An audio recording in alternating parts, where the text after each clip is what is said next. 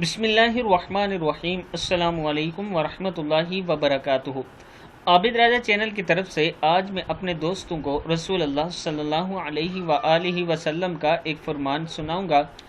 उससे पहले मैं अपने तमाम दोस्तों से गुजारिश करूंगा कि इस वीडियो को आपने आगे ज़्यादा से ज़्यादा शेयर करना है। तो शुरू करते हैं। बिस्मिल्लाहिर्रहमानिर्रहीम। सहाबी रसूल सल्लल्लाहु अलैहि वसल्लम फरमाते हैं कि रसूल अल्लाह सल्लल्लाहु अलैहि वसल्लम की एक मजलिस में मैं हाजिर था। इसमें आप सल्लल्लाहु अलैहि वसल्लम ने जन्नत का हाल बयान किया, यहाँ तक कि बेइंतहा तारीफ़ फरमाई।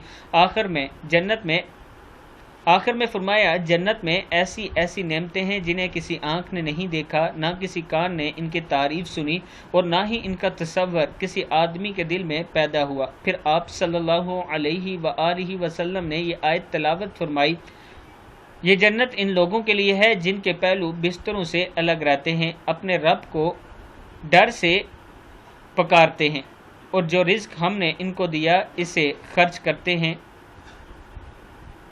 कोई नहीं जानता इन नेमतों को जो इनकी आंखों को ठंडक पहुंचाती हैं और इनसे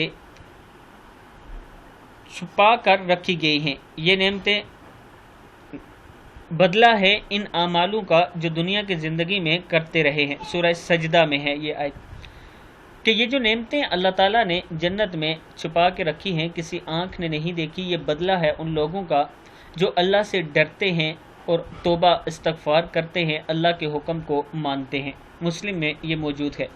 तो दोस्तों, अल्लाह ताला से दुआ किया करें कि अल्लाह ताला हमें भी जन्नत में दाखिल फरमाएं और जहन्नम के अजाब से अल्लाह से पनाह मांगा करें, शैतान मरदूद से अल्लाह की पनाह मांगा करें, तौबा इस्तगफार ज़्यादा से ज़्यादा किया करें। अस्सलामु अलैकुम वरहमतुल्लाहि वबरकातुहू।